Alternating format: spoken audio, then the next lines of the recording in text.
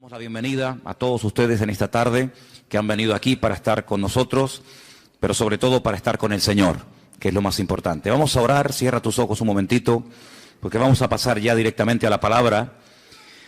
Y como les anuncié el otro día, el mensaje de hoy creo que va a ser un mensaje muy importante porque vamos a poner la base para lo que queremos que sea todo el año. Para poder edificar hay que poner una buena base, un buen fundamento, y en esta tarde el mensaje va a consistir en eso. Cómo poner una buena base para que este año 2016 sea un año de victoria y sea un año de bendición. Oramos. Padre Celestial, te damos muchas gracias por tu presencia con nosotros en el día de hoy. Gracias porque nos permites también a través de tu palabra conocerte y servirte. Y queremos en esta tarde que tú abras nuestro entendimiento, Señor. Que nos dé sabiduría, que abras nuestro corazón, nuestra mente, todo nuestro ser, Señor, para que tu palabra ministre, para que tu palabra hable a nuestras vidas y podamos salir de aquí diciendo, hoy el Señor habló a mi vida, hoy el Señor habló a mi corazón. Gracias por este privilegio de tener tu santa, bendita y poderosa palabra en nuestras manos. Pedimos que tú la bendigas, que tú uses esta porción de tu palabra para traer crecimiento y madurez a nuestra vida. Y reciben esta tarde, como hemos cantado, toda la gloria y toda la honra en el bendito nombre de Jesús. Amén y amén. A principio de año hay muchas personas que hacen todo tipo de promesas, incluso apuntan en libretas los objetivos y las metas que quieren alcanzar. Y todos los años hay personas que siempre se ponen las mismas metas del año anterior y del otro y del otro. Primero, perder peso. Dicen que en este año o en las fiestas generalmente la gente engorda un promedio de 4 a 5 kilos. En algunos de ustedes se ha cumplido la profecía, Así que todos los años, la primera semana, los primeros 15 días del mes de enero, decimos, hay que perder esos kilos que hemos adquirido el año pasado. Y una cosa es perder, como decíamos en casa el otro día, una cosa es perder gordura y otra cosa es perder cordura. Así que procure perder la gordura y no la cordura, porque son dos cosas completamente diferentes. Después algunos dicen, voy a proponerme leer la Biblia desde el principio. Y comienzan a leer Génesis 1, Génesis 2, Génesis 3, y cuando llega ya febrero, marzo, se le fue el espíritu de lectura, ¿verdad? Otros dicen, voy a comenzar a estudiar inglés otra vez. Y empiezan otra vez a estudiar inglés y se aprenden verbos y palabras y amplían el vocabulario. Y todo tipo de promesas y todo tipo de cuestiones, ¿verdad? Pero yo no quiero que cometamos el error que hay algunas personas que cometen, y es que para poder vivir en victoria, para poder tener un año victorioso, como todos anhelamos tener, amén hermanos, primeramente hay que derrumbar mentiras. Ese es el primer principio. Creo que lo queríamos poner ahí. Despejar toda mentira, romper toda fortaleza que queriendo o sin querer se ha arraigado a nuestra vida. La verdad dice la palabra de Dios que nos hará libres. Y estamos de acuerdo en ello. Amén. Pero la mentira nos esclaviza. Y hay personas que creen en mentiras creyendo que son verdades. Y por eso no viven vidas victoriosas. No viven en la libertad gloriosa de los hijos de Dios. Así que antes de proponernos una meta, antes de decir voy a hacer esto, voy a hacer aquello, lo primero que tienes que hacer seriamente es romper toda mentira que esté en tu mente, que esté en tu estilo de vida. A veces son costumbres, a veces son pensamientos, traumas, recuerdos, etcétera, etcétera. Dice la palabra de Dios en 2 de Corintios, por ahí por el capítulo 10, que aunque andamos en la carne, no militamos según la carne. Porque las armas de nuestra milicia no son carnales, son poderosas en Dios para la destrucción de fortalezas, llevando cautivo todo pensamiento a la obediencia de Cristo. Tú no vas a ser libre, nunca, jamás serás libre, a menos que primeramente eches con verdades las mentiras que están en tu mente. ¿Cómo se puede vencer la mentira? Con la verdad.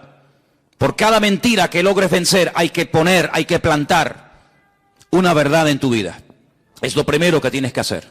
Hablaremos de esas mentiras en esta tarde. En segundo lugar, edificar nuestra vida sobre verdades. Ya hemos destruido las mentiras, ya las hemos eliminado, ya las hemos derrotado con la verdad de la palabra de Dios. Pero ahora la verdad tiene que ser la base, tiene que ser el fundamento sobre el que vamos a construir nuestra familia, nuestro ministerio.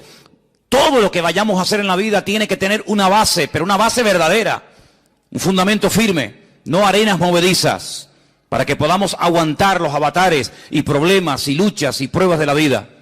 Y finalmente, una vez que hemos destruido y roto fortalezas de mentira, hemos puesto un buen fundamento basado en la verdad, tenemos que interiorizar y practicar esas verdades. Hay gente que sabe muchas verdades, muchísimas, pero luego no las viven, luego no las practican.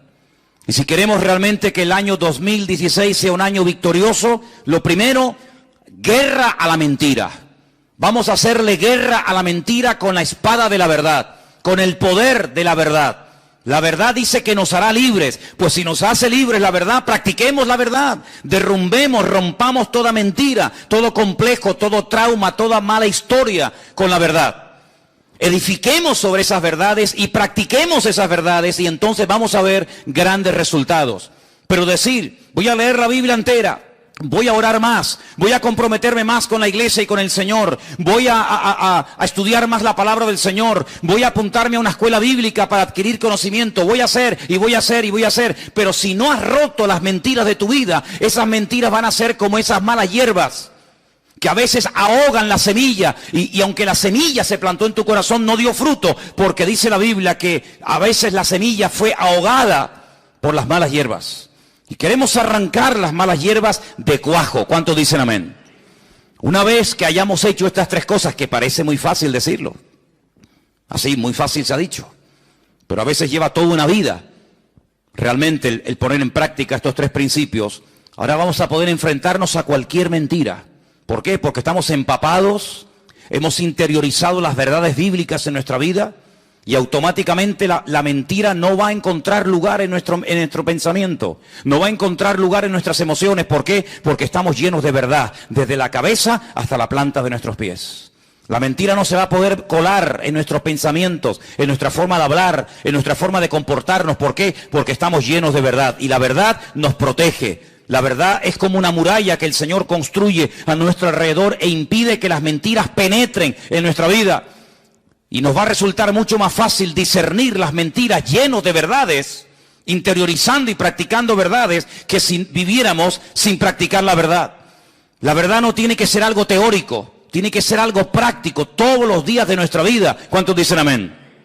Hay 5 grandes mentiras que, aunque parezca mentira, valga la redundancia, muchos creyentes han creído en ellas y las practican. Y cuando hablan con otros hermanos, cuando hablan con otras personas, comparten y están todos llenos de razones y cargados de buenas razones, y están compartiendo mentiras y viven mentiras y planean su presente y condicionan su futuro en base a estas 5 mentiras de las cuales quiero hablar en esta tarde. Vamos, lo más seguro es que ninguno de nosotros nos encontremos identificados con las 5 grandes mentiras, pero seguro que más de uno de ustedes, con estas 5 mentiras que voy a compartir, con alguna te vas a ver tremendamente reflejado.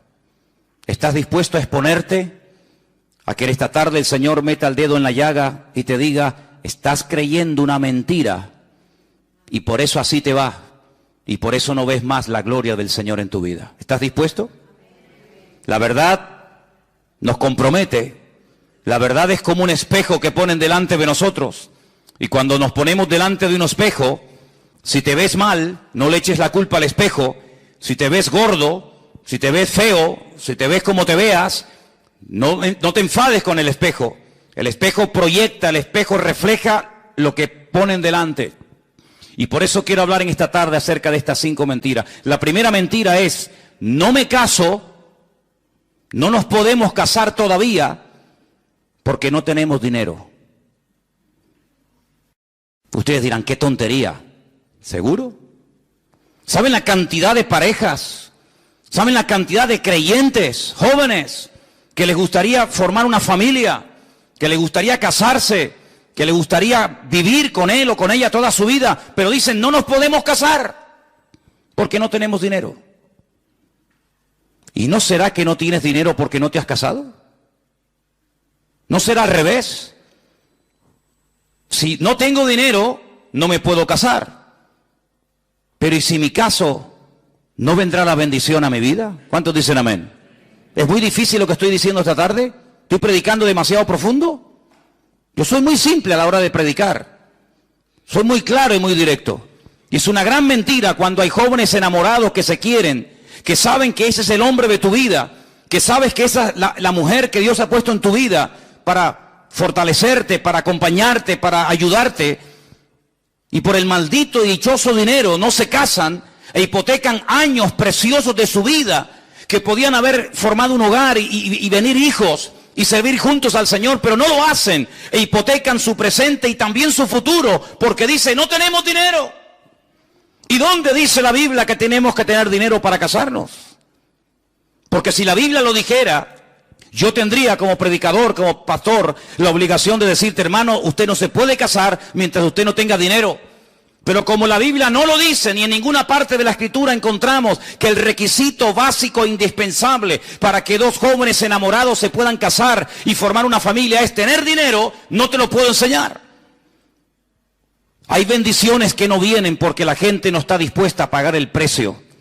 Porque hay algo que yo quiero que en este culto y a lo largo de todo este año interioricemos, y por eso quiero que lo proyectemos ahí para que lo lean y lo digan conmigo en alta voz.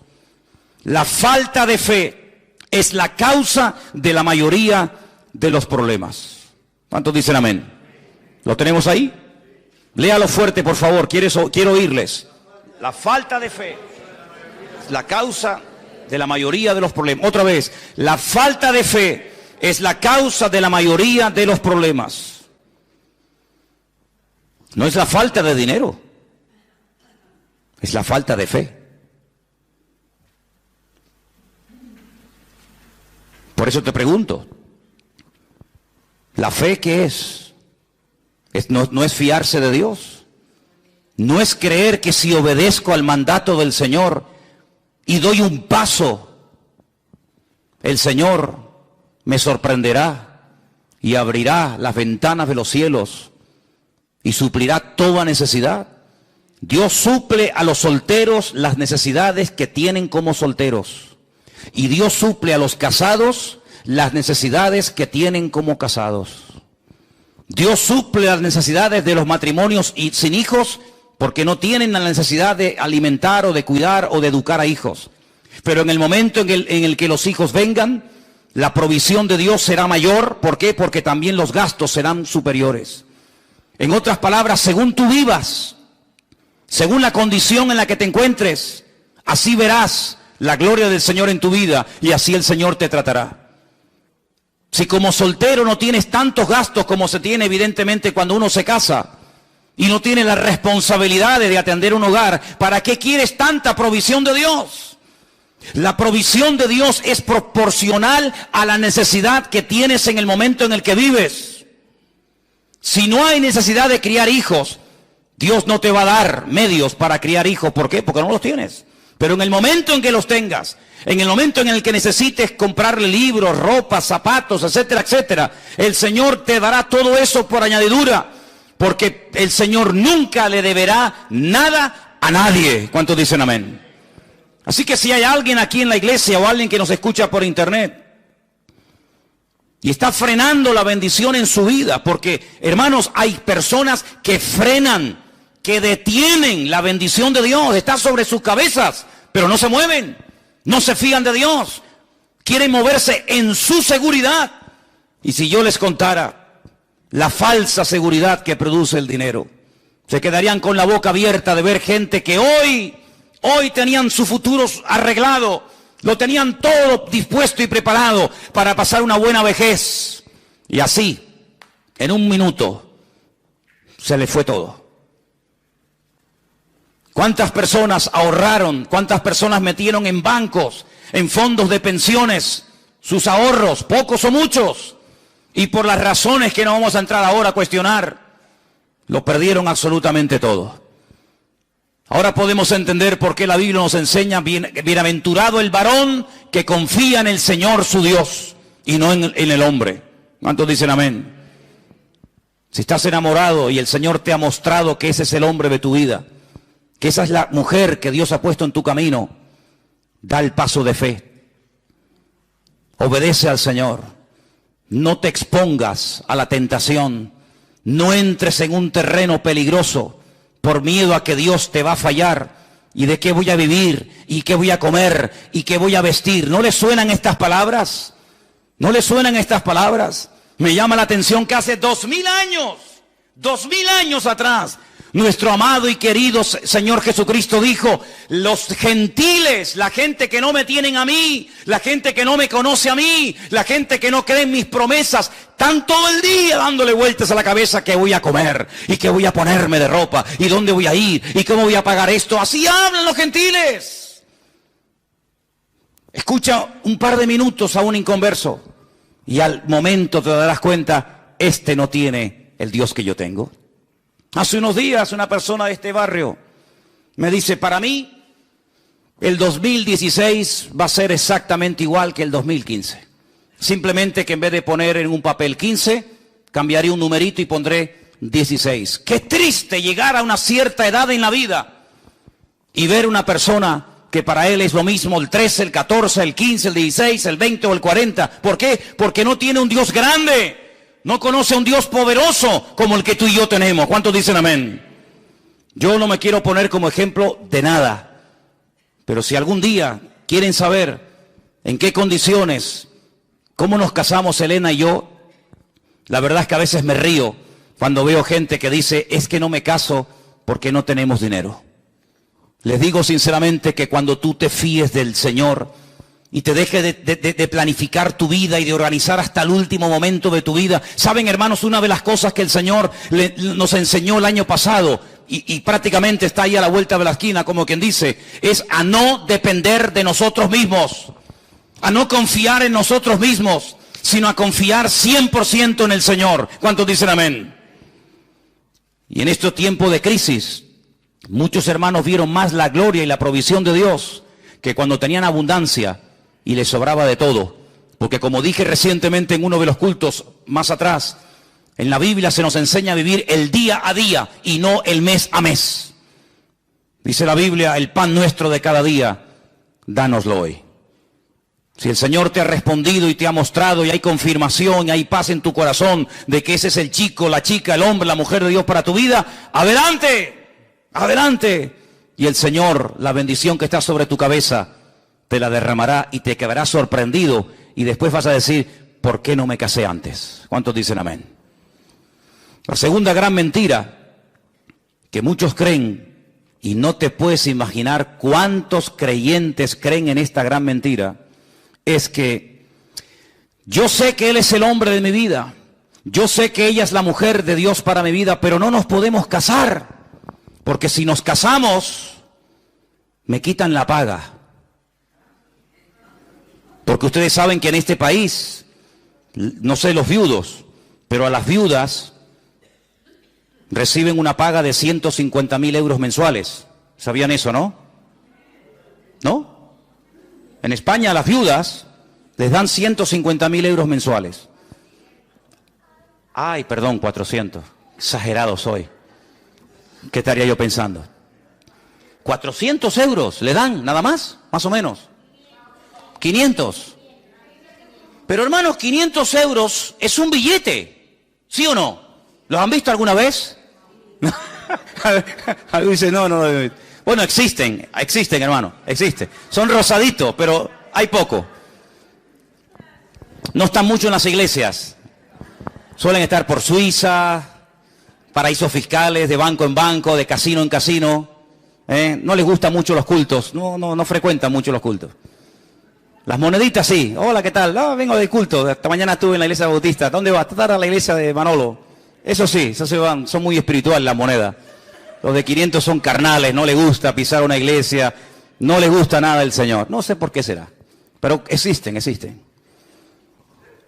Hermanos, ¿sabe qué? A veces somos muy propensos a cuestionar y a criticar a ciertos y determinados personajes de la Biblia por lo que hicieron o por lo que dijeron. Decimos, pero Pedro, ¿cómo pudiste negar del Señor? Dudar del Señor y ahogarte cuando estabas caminando por encima de las aguas y viste al Señor a tu lado? ¿Cómo pudiste dudar? Hermano, ¿y nosotros? ¿Y nosotros? ¿Y cómo pudo Moisés bajar de la montaña después de haber estado 40 días de ayuno y oración y tirar por el suelo la obra de Dios, las tablas de los 10 mandamientos en un momento de enfado? ¿Cómo pudo hacer aquello? Ay, hermano, ¿y usted y yo? No hemos perdido nunca los nervios ni nos hemos enfadado, todos los hemos hecho perfectos. ¿Y cómo pudo fulanito? ¿Y cómo pudo David? ¿Y cómo pudo menganito hacer tal y aquello? Ay, hermano. ¿Y cómo es posible que un cristiano que lleve toda la vida en la iglesia sea capaz de vivir años y años en adulterio, acostándose cada semana y cada día con su marido, con su esposa, y no queriendo poner su vida en orden por una paga de 400 euros? ¿Así valoras a Dios? ¿Eso es lo que vale tu testimonio? ¿Eso es lo que vale la santidad? ¿400 euros? ¿500? ¿600? ¿1000? ¿1 millón? ¿Eso es lo que vale tu santidad? Qué bonito es venir a la iglesia y hacer lo que me da la gana, ¿verdad? Qué bonito es decir, no, yo organizo mi vida, mi tiempo, mis pagas, mi tiempo libre, mi mujer, mi marido, mi esto y aquello, pero después voy al culto y el Dios me tiene que hablar, me tiene que bendecir, me tiene que ayudar, me tiene que dar trabajo, tiene que proveerme esto y aquello. Pero hermano, las condiciones no las pone usted, las condiciones las pone el Señor. ¿Cuántos dicen amén? Y sin santidad, mi Biblia dice, y la suya también, sin santidad nadie verá al Señor. Pues lamentablemente tengo que decir que he conocido y conozco creyentes que no se casan ni ponen su vida en orden porque el Estado les quita la paga. Y hermanos queridos, ¿y no creen ustedes que a lo mejor si se pusieran en orden delante del Señor, el Señor le daría mucho más que esa paga del hombre? Y verían cómo el Señor es fiel y cómo el Señor bendice a la persona obediente y que se fía de Dios. ¿Cuántos lo creen conmigo? Gloria a Dios. Otra gran mentira: no nos casamos porque no tenemos dinero, no nos casamos porque nos quitan la paga. ¿Quiere más?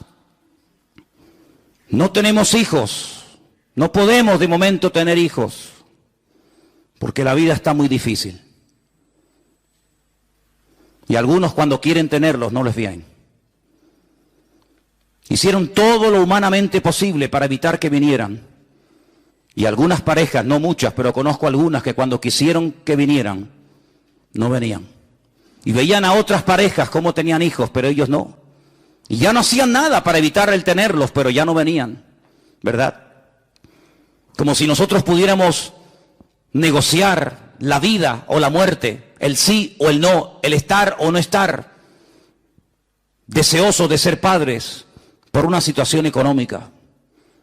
Ya sé que la vida que vivieron nuestros padres, nuestros abuelos y nuestros antepasados no tiene nada que ver con la vida, con las exigencias de un joven, o de un niño, o de una pareja hoy en día. Ya sé todo eso, ya lo sé. Ya sé que antiguamente se tenían un montón de hijos y no se pensaba si estudiaban o si no estudiaban esto o aquello.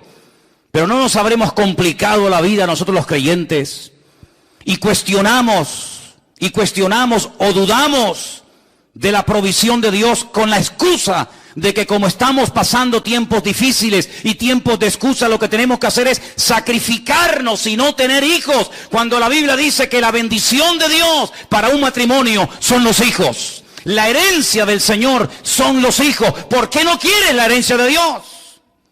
¿Por qué no quieres tener la herencia del Señor? Cuando lo más hermoso en la vida es poder tener entre tus brazos a un hijo tuyo y a una hija tuya. ¿Cuántos dicen amén? Padres y madres que están aquí, ¿estamos de acuerdo, sí o no? Lo más hermoso del mundo es tener un hijo y tener una hija. Lo más hermoso. No hay gozo, no hay alegría más grande en la vida que tener a un pequeñín corriendo por tu casa. Hermano, perdonen la expresión, pero hasta cuando hace caquita, hasta te alegra, porque la caquita de tu hijo es la más especial de la tierra. Es increíble. Y se la enseñamos, mira cómo la hace, mira cómo es. Y el otro dice, hermana, por favor. No, pero es hermosa, hermana. Es increíble, hermanos, cómo se pierden esa bendición tantas parejas. Tantas parejas se pierden esa bendición. No crean esa mentira, es una mentira, es una mentira. ¿Cómo que yo tengo que estar sobrado económicamente para poder tener hijos? ¿Pero qué te crees que eres tú? ¿Dios o qué? Es el Señor el que organiza nuestra vida, no somos nosotros.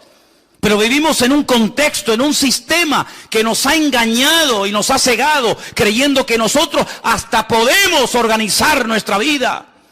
Cuando la Biblia dice, no vivo yo, mas vive Cristo en mí. Y te vuelvo a repetir, en el momento en el que vengan los hijos y vengan más necesidades, evidentemente, también vendrán más bendiciones de parte del Señor. Si tienes 3 hijos, Dios te proveerá para 3 hijos. Si tienes 10, Dios te proveerá para 10. Y si tienes 500, que lo dudo, pues para 500 el Señor te suplirá. No tienes que tener ningún temor. ¿Cuántos dicen amén? No tengan ningún temor. Es más, tener hijos cuando te sobra, lo hace cualquiera. No tienes que ser ni creyente. Si tienes 1 millón de euros en el banco y ganas un sueldazo tú todos los meses y tu mujer otro tanto, bueno, sí. ¿Y no será que después quieres viajar y conocer mundo y ir por aquí, ir por allá y los hijos son un estorbo y ya nos van a frenar y nos van a cortar la libertad? Entonces, ¿qué quedamos? No tenemos hijos porque no tenemos dinero. Y cuando tenemos mucho dinero queremos pegarnos la gran vida y de momento vamos a disfrutar. Y a veces he escuchado esa barbaridad de decir, no, vamos primeramente a disfrutar y después que vengan los hijos. Y los hijos escuchando. Es como cuando una madre me dice, nosotros no queríamos que vinieran más hijos, pero bueno, vino esta. Y recuerdo una vez que una niña se quedó mirando a su mamá y le dijo, esto es verdad, ¿eh? Mamá, ¿tú no querías que yo viniera? No, calla, hija, que tú no son conversaciones de adultos. Sí, entienden. Claro que, ¿cómo no van a entender? ¿Son tontos o qué? Entienden más que lo que tú te crees. Amados, no creamos las mentiras del mundo. Si quieres ver más las bendiciones de Dios en tu vida, arriésgate. Porque el Señor no le debe nada a nadie. Y la causa de todos los males, y la causa por la cual muchos no prosperan, y la causa por la cual muchos nunca les llega, aunque ganen millones, es porque la falta de fe es el padre de todos los problemas que vienen a nuestra vida. Cuarta mentira. No puedo dar ofrendas, ni diezmos, ni colaborar con la obra, aunque me gustaría mucho hacerlo, porque no gano lo suficiente. Y algunos se lo creen. Dice, no puedo dar una ofrenda especial, no puedo ir al campamento, pero me gustaría pagarle a 4 o 5 jóvenes o hermanos para que vayan, o me gustaría mandar una ofrenda para comprar Biblias, o me gustaría ayudar más a la obra de Dios, pero no puedo porque gano poco dinero. Y algunos se lo creen y se llaman cristianos y llevan toda la vida en la iglesia. Y así como organizan su vientre, organizan su tiempo y organizan su dinero y organizan todo. Y son como mini dioses, dioses en miniatura. Organizo mi tiempo, organizo mi vida, organizo mi vientre, organizo todo lo que hago y todo lo que digo. Dice la palabra de Dios, y quiero llevarles a un pasaje que gracias al Señor están todas las Biblias nuestras en esta tarde, y está en el último libro del Antiguo Testamento, en el libro del famoso profeta Malaquías. En el libro del profeta Malaquías, en el capítulo 3, dice en el verso 6, Malaquías 3:6. ¿Lo tienen, hermanos? Lo vamos a poner ahí en la pantalla para que lo podáis leer si queréis. Porque yo, el Señor, no cambio. Nosotros sí. Hace unos días estábamos buscando fotografías y nos quedamos sorprendidos cómo hemos cambiado todos, ¿eh? Cómo hemos cambiado.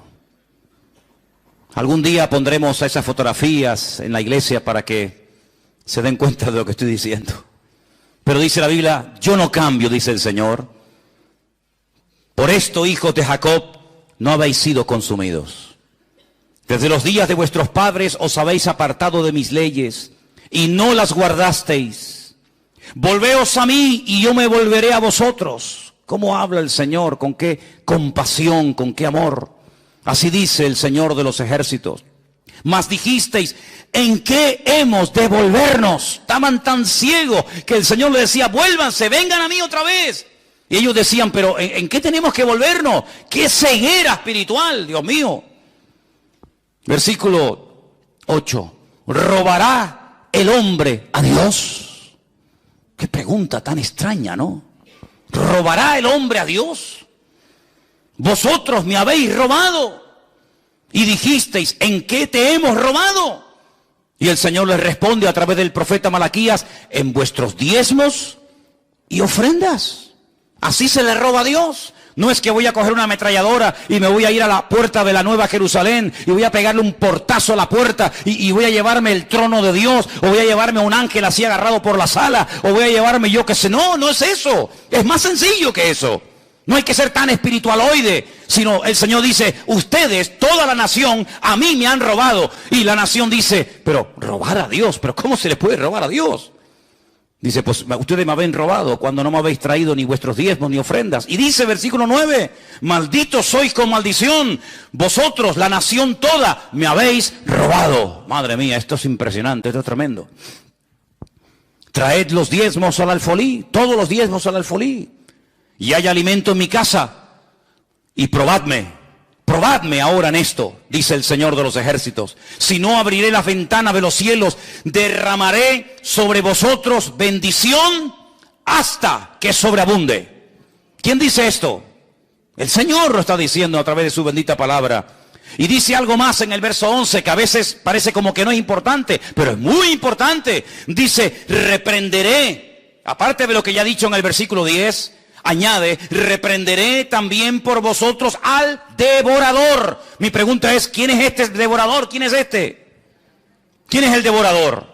Satanás, el diablo, el que devora, el que viene a matar, a hurtar, a destruir. Llámalo calumniador, Satanás, padre de mentira, devorador. Tiene más de 27 títulos o nombres en la Biblia, para que sepamos cómo se mueve, cómo actúa, cuál es su naturaleza. Uno de ellos, el devorador, el que lo traga, el que lo consume todo. Lo reprenderé.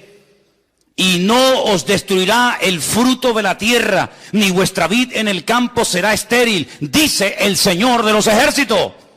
Amigo, yo creo que Él tiene la suficiente credibilidad como para creer en Él y no dudar de Él, ¿sí o no? Esto no es una promesa de Zapatero, ni de Rajoy, ni de fulano de Mengato, es una promesa del Señor. Yo reprenderé al devorador. Habrán millones de insectos y millones de plagas en el mundo, pero si ustedes hacen lo que tienen que hacer, yo mantendré a raya, yo lo mantendré a raya. Vuestra vid no se va a echar a perder. Habrá bendición hasta que sobreabunde, dice el Señor. Y todas las naciones, versículo 12, todas las naciones os dirán, bienaventurados, porque seréis tierra deseable, dice el Señor de los ejércitos. Unas promesas tremendas, que muy pocas veces se leen, pero en este primer domingo del año creo que vienen bien leerlas. Entonces,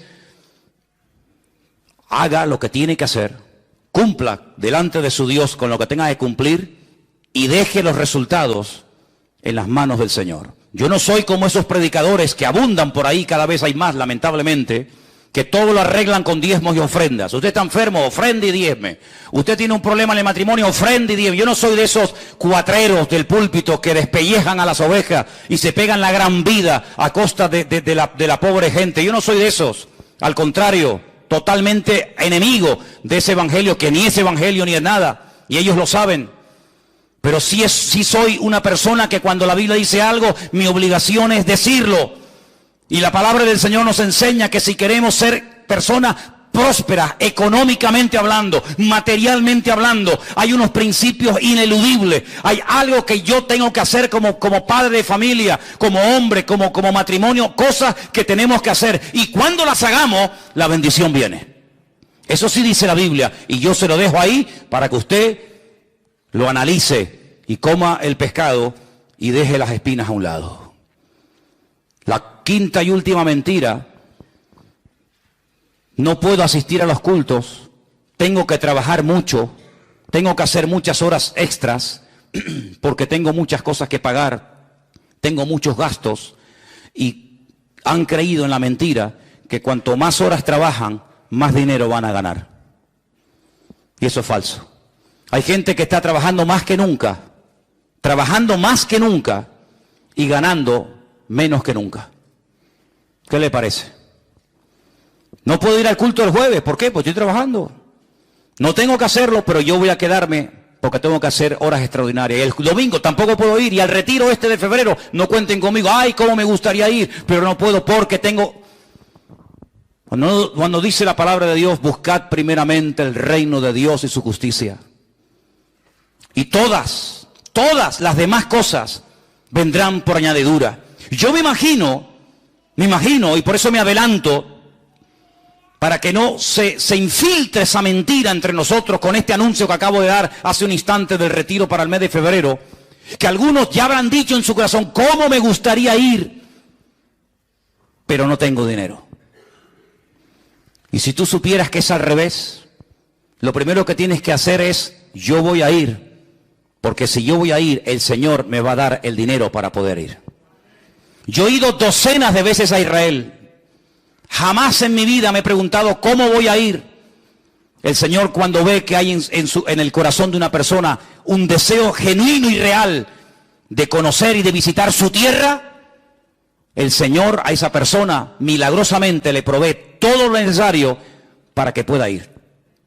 Hace años que aprendí, y lo aprendí, y ahora les voy a contar un testimonio que por poco me cuesta la vida.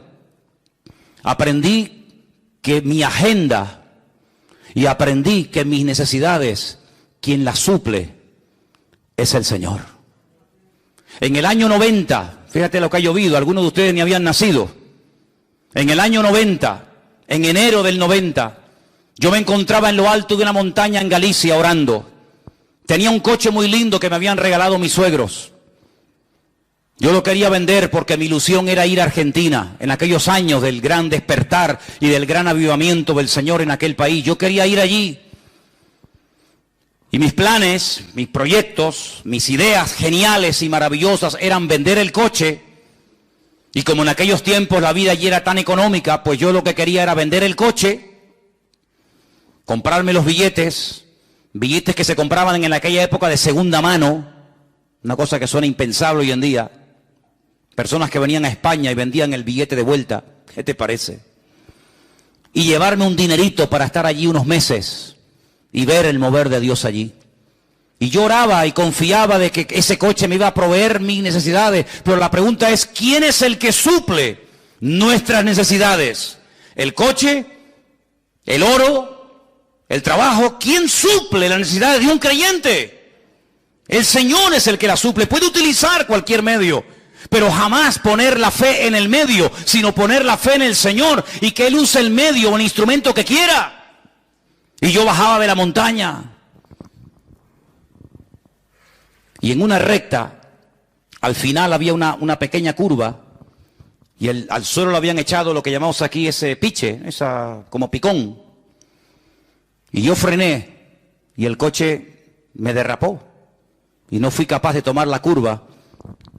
Y el coche salió así, despedido, al vacío. Esa sensación de ir en una especie de montaña rusa sin raíles, porque cuando vas en la montaña rusa, sabes que de alguna manera, pero esa sensación de caer al vacío y esa cosa que te da aquí en el estómago, esa es una sensación terrible. Recuerdo que yo no llevaba el cinturón de seguridad puesto, me agarré al volante, apreté con todas mis fuerzas hacia atrás, hice la oración más corta y más ungida de toda mi vida. Jamás en mi vida he orado con tanta fe y a grito, solamente me dio tiempo de decir, Señor, sálvame. Y cuando dije eso, el coche hizo ¡pum! Cayó así de punta. Primeramente cayó sobre la rama de un árbol, la partió. Eso fue lo que gracias a Dios me amortiguó y cayó así de punta, el coche quedó así. Por este lado recuerdo que había como una roca, una pared, no podía salir. El cristal, la luna delante, salió entera y al momento de salir entera, los limpiaparabrisas entraron para adentro. Y yo notaba que algo estaba cayendo del techo. Yo pensaba que era gasolina y que iba a explotar. Es una cosa tan terrible. Y yo miraba para el techo y decía, pero yo no veo que cae nada. Y cuando hice así me toqué y tenía todas las manos llenas de sangre. Pero mi preocupación no era ni la sangre, mi preocupación era mi coche que se ha roto. ¿Cómo me voy a Argentina ahora? ¿Cómo compro los billetes ahora? Y entonces salí del coche, me subí arriba a la carretera, venía un tractor Y entonces lo paré y le pedí que por favor me ayudaran a sacar del fondo del barranco mi coche. Y el hombre me dice, pero ¿dónde está tu coche? Digo, está allá abajo. Cuando el hombre se asomó, dice, ¿pero tú has salido de ahí? Digo, sí, de ahí salí. Bajó con el tractor, me sacó el coche era un acordeón, hermanos. Un acordeón. Solamente quedó una rueda, las demás las reventó todas. La palanca de cambio desapareció. El coche era, el pobrecito, un acordeón. Me fui a una casa por ahí por el campo, le pedí a una señora que me dejara entrar en casa para lavarme, para que cuando llegara a casa Lera no me viera todo lleno de sangre, todo sucio. Y entonces me dejó pasar al baño la mujer, sí, pasa. Y estando allí, lavándome la cara, se me fue el conocimiento, volví otra vez y perdí el coche. Yo entré en una crisis de fe, una crisis de no sé de qué. Y ahora cómo me voy, Señor, y ahora cómo ya me había despedido de la iglesia, ya habíamos entregado a la iglesia a otro pastor, que después la pastoreó 10 años más después de nosotros. Hermanos, comenzamos a visitar iglesias para despedirnos, y cada vez que íbamos a una iglesia nos daban ofrendas.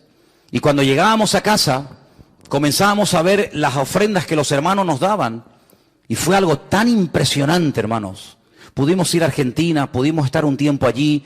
El Señor, el tiempo que estuvimos allí, viviendo totalmente por fe, nos permitió recorrer el país de punta a punta. El Señor suplió todas nuestras necesidades de una forma milagrosa. Fuimos con billete de ida y no con billete de vuelta. Pero cuando teníamos que volver, una iglesia puso unas cajas de cartón así, la iglesia Santuario de Fe en la ciudad de Rosario, en Argentina, Pastor Norberto Carlini, y puso unas cajas y dijo, hermanos, Manolo y Elena han sido una bendición para nosotros este tiempo que han estado aquí, vamos a bendecirlo. Ellos han sentido volver a su tierra y la gente comenzaba a pasar y llenaban cajas de billetes y pudimos comprar los billetes de vuelta. Y por si esto fuera poco, años más tarde, mi hija se enamora de un argentino.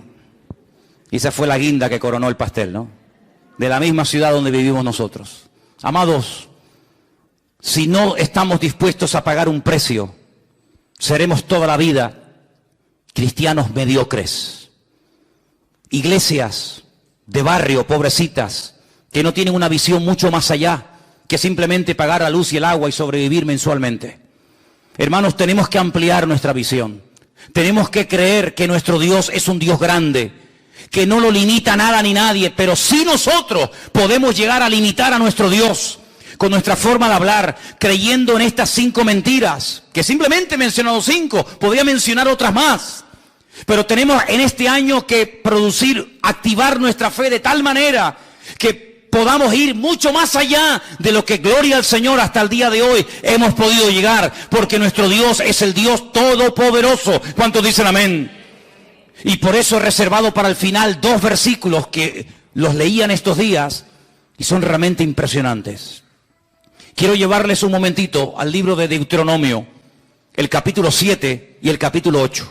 Y voy a leer 2 versículos y explicarles brevemente algo, para que os deis cuenta, como un agregado más, que no solamente hay que romper mentiras y edificar sobre la verdad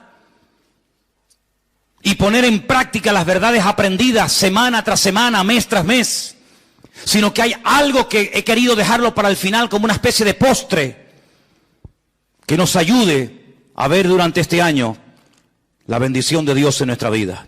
Deuteronomio capítulo 7 se leyó desde el 12 en adelante, pero el versículo 12, Deuteronomio 12, yo lo voy a leer en otra versión.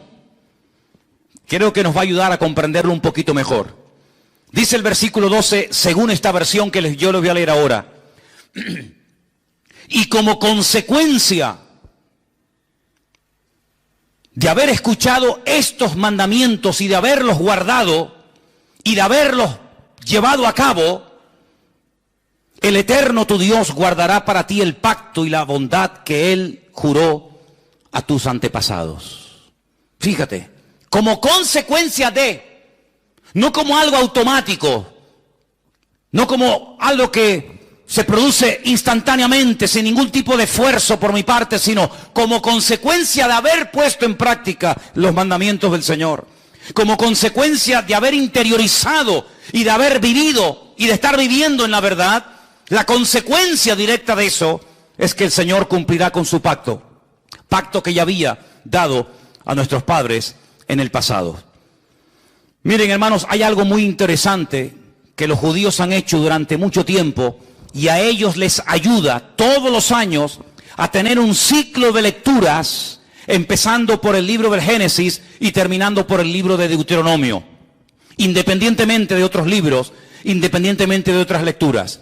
Ellos han dividido en más de 52 porciones estos 5 primeros libros de la Biblia, que nosotros llamamos el Pentateuco y ellos lo llaman el Humash, la Torá. Ellos leen a lo largo de un ciclo que dura un año, de octubre a octubre, estos primeros 5 libros de la Biblia, y a cada una de estas porciones le han puesto un nombre.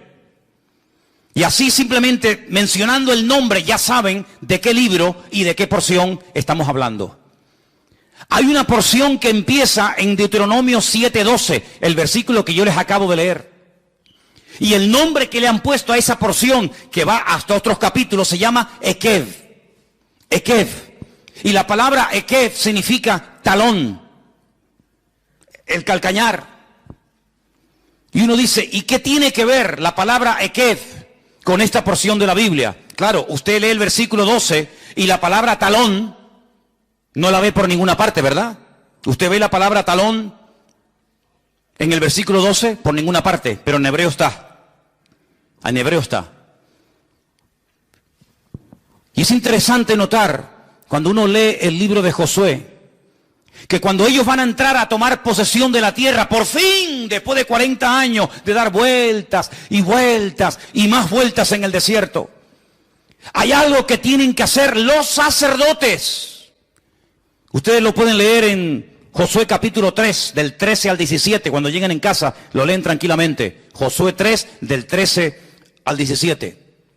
El Señor le dice a Josué, dile a los sacerdotes que portaban el arca, que cuando ellos entren y mojen sus calcañares, sus tobillos, cuando las plantas de sus pies entren a las aguas del río Jordán y se queden firmes, quietos, sin moverse en medio del río Jordán, las aguas que vienen del norte de Israel se detendrán. Y evidentemente las aguas que van hacia el sur, que entran en el Mar Muerto, se irán. Y se producirá un vacío, y entonces aprovechen para penetrar y cruzar el río Jordán y tomar posesión de la tierra prometida y conquistar la tierra de Jericó. Fíjate qué interesante, no dice cuando se mojen la cabeza o metan la mano, sino cuando se mojen las plantas de los pies de los sacerdotes. Tenemos una expresión que muchas veces decimos, hay que mojarse, amigo, mójate, mójate, cuando le hacen una pregunta en la televisión a una persona, a ver, ¿quién va a ganar, fulano o mengano? Y dice, bueno, no, mójense, mójense. Habéis visto esa expresión, ¿verdad? ¿La habéis escuchado? Probablemente venga de ahí. En otras palabras, hay 2 millones de personas esperando a ver qué van a hacer ustedes. En otras palabras, la tierra va a ser conquistada. Vamos a poder pasar de la rutina a la libertad gloriosa de Canaán cuando ustedes decidan que las cosas cambien. Ya hemos estado demasiado tiempo en el desierto dando vueltas. Si los sacerdotes dicen, está bien, sabemos cuál es nuestra obligación, sabemos lo que tenemos que hacer, pero mañana, otro día, el pueblo iba a estar detenido, miles y miles de personas, familias, jóvenes, ancianos, iban a estar detenidas porque unos señores no terminaban de interiorizar una verdad que ya conocían. ¿Cuál era? Mojarse la planta de vuestros equef, de vuestros talones. Una vez que ustedes hagan su parte, el milagro se producirá. Y como resultado, como consecuencia de haberse producido el milagro, toda esta nación será afectada positivamente. De ustedes depende. Ahí está la tierra, yo estoy con ustedes, nadie les podrá vencer jamás, aunque sean más numerosos, aunque estén mejor armados, aunque sean más fuertes, no pasa nada. Aquí empieza hoy un cambio. Aquí empieza hoy un principio de una vida nueva. De ustedes depende, amigos. Esa es una explicación. La otra explicación es que en el versículo 12, el Señor dice, cuando ustedes cumplan y pongan en práctica estos decretos que yo les mando hoy, y habla de decretos en plural, mishpatim, en otras palabras, cuando la gente menosprecia algo, es como si lo pisotearan. Dice, no echéis las perlas a los cerdos, no seas que las pisoteen y se vuelvan contra vosotros. Es decir, lo que la gente menosprecia, como la obediencia al Señor, como la fidelidad al Señor, como poner nuestra fe y nuestra confianza en Él, lo que la gente menosprecia y pisotean con sus pies y con sus talones, vosotros cumplidlos. Y cuando lo cumpláis, entonces podréis ver la gloria de Dios, y el pacto que hice con vuestros padres se cumplirá, y veréis la bondad y la misericordia del Señor. Eso es lo que está diciendo el Señor. Por otra parte, cuando vamos al capítulo 8, encontramos en el versículo 1 algo muy interesante. En nuestra versión española dice, cuidaréis de poner por obra todo mandamiento que yo os ordeno hoy. En el capítulo 7, la palabra mandamientos está en plural. Y en el capítulo 8, verso 1, la palabra mandamiento está en singular, no dice mandamientos. Y aparte hay otra cosa muy importante, que es el artículo. Cuidaréis de poner en práctica el mandamiento, todo el mandamiento. En otras palabras, cuando empieces a cumplir algo, cúmplelo todo. No te quedes a medias. Porque si te quedas a medias y no practicas el 100% de la verdad, es como si no hubieras practicado absolutamente nada de la verdad. Hay gente que comienza a caminar en fe. Le dices, mira, la única manera de que el Señor perdone tus pecados es arrepintiéndote, creyendo en la obra de Cristo en la cruz por ti, pidiéndole perdón, aceptándolo en tu corazón, confesándolo con tu boca como tu Señor y Salvador, y si lo crees y lo haces hoy y aquí, serás salvo y pasarás de muerte a vida. Y lo creen, y lo hacen. Y todos los que estamos aquí, o la mayoría, lo hemos hecho. ¿Sí o no? Al poco tiempo esas personas comienzan a leer la Biblia. Y nace de ellos o de ellas, y aquí ha pasado continuamente, todos los años pasa continuamente este milagro, que vienen y te dicen, oye, ¿cuándo me puedes bautizar? Y yo les digo a esas personas, ¿y quién te habló del bautismo? Porque no te dije, oye, que ya han pasado un par. Y así comienza a avanzar y tú ves cómo crece y cómo va madurando y cómo va invitando a otras personas para que conozcan al Señor y cómo va creciendo en el Señor. Pero llegará el momento cuando tendrás que tomar decisiones no tanto de tipo espiritual, como aceptar a Cristo, como el bautismo en agua, etcétera, sino decisiones de tipo material, de tipo familiar, etcétera, etcétera. Y es ahí donde el Señor te dice, tienes que cumplir con todo el mandamiento. Es decir, empezaste bien, sigue caminando, sigue avanzando, no te detengas, no te frenes, no es que fulanito, no, olvídate de todo eso. Dice, no te apartes ni a diestra ni a siniestra, para que todo te vaya bien y seas prosperado en todo lo que emprendas para el Señor. ¿Cuántos dicen amén? Es decir, para derrotar esas mentiras y que nunca más en el 2016 ninguna de estas 5 mentiras que hemos hablado esta tarde, un poco de ellas, ni ninguna otra encuentre cabida en mi vida, tengo que llenarme de verdades. ¿Y dónde están esas verdades? ¿Dónde me alimento de esas verdades? Aquí las tienes, hermano. Más cerca de ti imposible. Aquí tienes las verdades. Cómo tienes que vivir como hombre, como mujer, como soltero, como hijo, como padre, como madre. ¿Qué tienes que hacer con tu tiempo? ¿Qué tienes que hacer con tu dinero?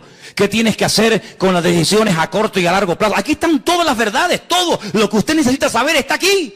Pero ¿cuál es el problema? Que a veces la gente comienza a llenarse de la información que nos da el periódico, de la información que nos da la televisión, de la información de lo que está pasando aquí y por allá. Y entonces la fe se contamina. La fe se enferma, la fe se debilita y comenzamos a preocuparnos. ¿Y qué va a pasar con mi vida? ¿Y si me echan del trabajo? Y si ahora resulta que no me dan los papeles que tanto he luchado por tener, y si ahora no me dan la ciudadanía, y si ahora resulta que sube el petróleo, y si ahora resulta que los árabes vienen a Europa y nos matan a todos, y si ahora resulta que Israel no sé qué, y si ahora resulta que la información no es El Mundo, no es Telecinco, no es Antena 3, nuestra fuente de información correcta y verídica, y las verdades que nos van a cambiar la vida, están aquí en su bendita palabra. ¿Cuántos dicen amén? El Señor dijo, escudriñad las Escrituras. Léanlas, memorícenlas, enséñenselas a los niños, que las aprendan desde pequeñitos, para que cuando sean grandes y sean bombardeados a través de la televisión, de la radio, de la prensa, en los colegios, en las universidades, estén firmes sin titubear. ¿Por qué? Porque la verdad trae firmeza, porque la verdad trae, hermanos, calma a nuestro espíritu, la verdad nos hace libres y nos hace felices en la vida. ¿Cuántos dicen amén? Por eso, hermanos, tenemos que tomar hoy, primer domingo del año, una decisión. Mojarnos los pies en las verdades del Señor. Y quiero terminar citándote unas palabras de un sabio llamado Salomón, el hijo del rey David. Escribió un libro que algunos dicen que era como su diario personal. ¿Saben lo que dijo? Después te digo dónde está. Cualquier persona que diga que los tiempos pasados fueron mejor que los tiempos presentes, no hablará con sabiduría. ¿Qué te parece?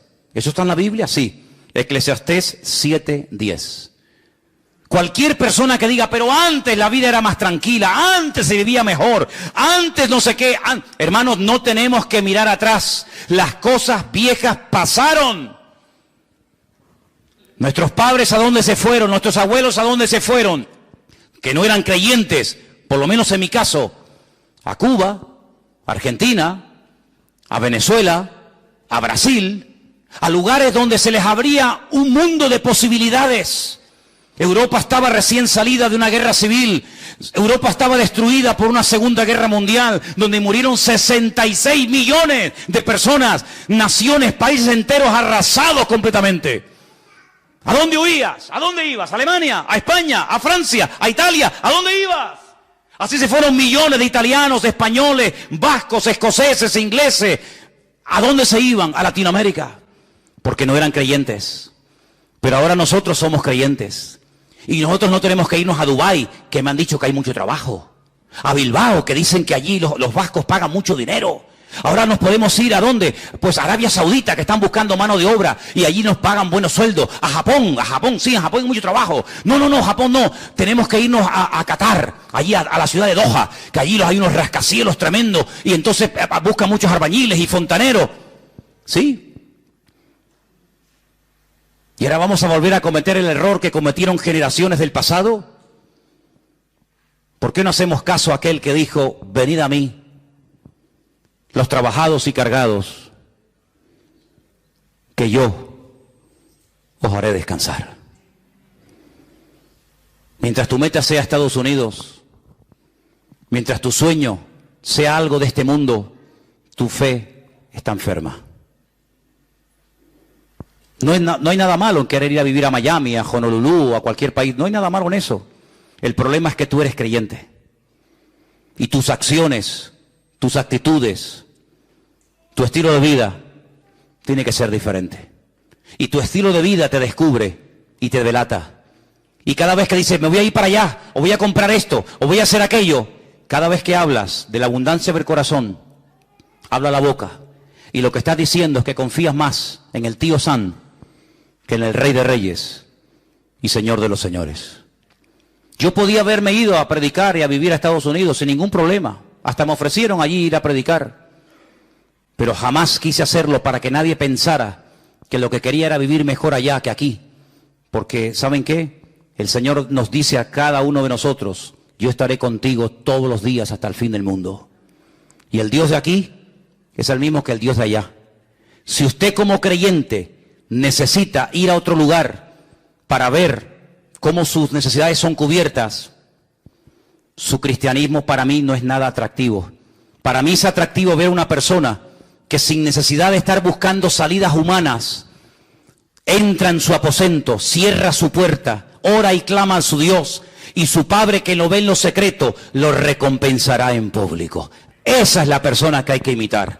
La persona que pone su confianza en el Señor y no en el dólar, en el euro, en Suiza, en esto o en aquello. Hoy, primer domingo del año, tú tienes la responsabilidad de decidir qué rumbo va a seguir tu vida durante el 2016. Yo ya la he tomado y estoy seguro que hablo en nombre de mi familia. Nosotros estaremos donde Dios quiera que estemos, porque si Dios quiere que estemos aquí o allá, donde Dios me ponga, allí estará la bendición de Dios. ¿Cuántos dicen amén?